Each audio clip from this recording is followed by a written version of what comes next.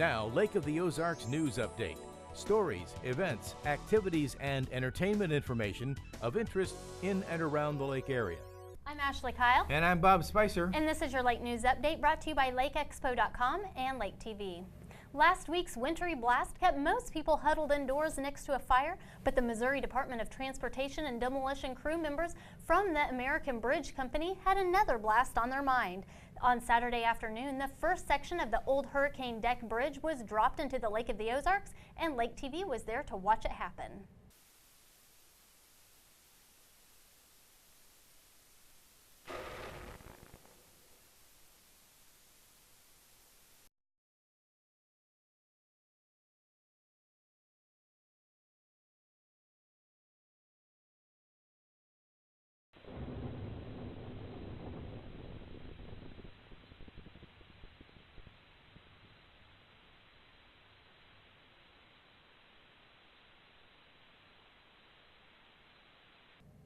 The Hurricane Deck Bridge opened in 1936 and closed earlier this year, having served the lake for 77 years. The Osage Beach Board of Aldermen did its fair share of voting last week. The board members had trouble deciding whether or not to take ownership of Osage Beach Parkway from MoDOT. The board's vote at the first reading was a tie, and Mayor Penny Lyons broke that tie with a yes vote, but for the second reading, the board voted 4-2 against the proposal. Some of the members who voted no said they weren't happy with the language in the written agreement with MoDOT. Then, once the issue had failed, Public Works Director Nick Edelman told the board that their vote might leave parts of the parkway unplowed during coming snowstorms, since MoDOT still owns most of the road and MoDOT's crews have not expected they would need to plow it. So the board voted to reconsider the issue and then passed it unanimously. Alderman Steve Cars pointed out that the issue may have not been resolved in that meeting were it not for the coming snow. The Osage Beach Search and Rescue Team suffered the loss of a very special team member last month. K9 Zeus passed away on November 29th after being diagnosed with anemia and cancer. Zeus had been a dedicated team member for 4.5 years. He helped in Joplin after the tornado in 2011 and had helped in several missing person searches. Osage Beach Fire Chief Jeffrey Dorhauer said Zeus will be greatly missed.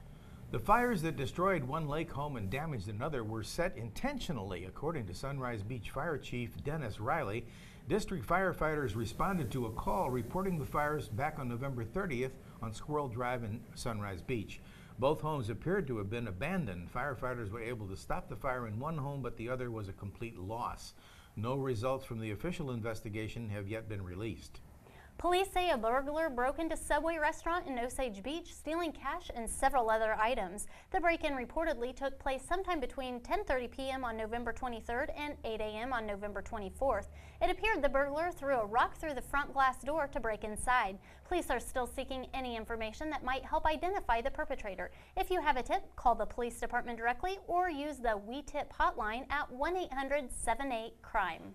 A group promoting the legalization of marijuana in Missouri will have to circle back to the lake when the weather's better. The organization, called Show Me Cannabis, was scheduled to hold a town hall forum at Shawnee Bluff Vineyard last week, but concerns about the weather led Executive Director John Payne to put the meeting on ice, get it, for a while. The event has been rescheduled for January 9th, and it'll reportedly include a discussion panel with John Payne, 2 police officers, and a Tea Party activist. Could Eldon's economic boost come from a hiking trail? Daphne Partridge is a community resource director for AmeriCorps and heads up the Rock Island Trail Task Force.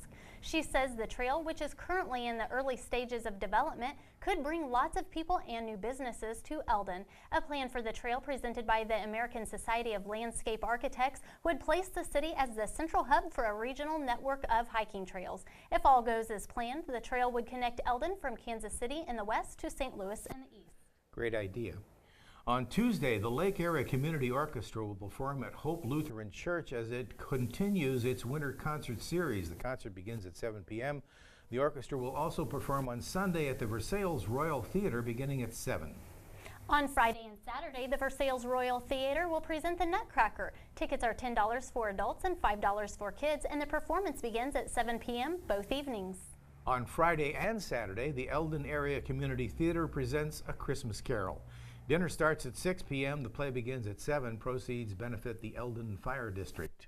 Deck the Docks returns to the lake again this weekend. The Celebration Cruise Boat will set sail every Friday and Saturday night through December 28th to see the docks and lakefront homes lit up for Christmas. And if you want to see Christmas lights by land, the Enchanted Village of Lights in Laurie is the most fantastic light display in the area. Certainly worth the price of admission, which is a simple donation at the end of the tour.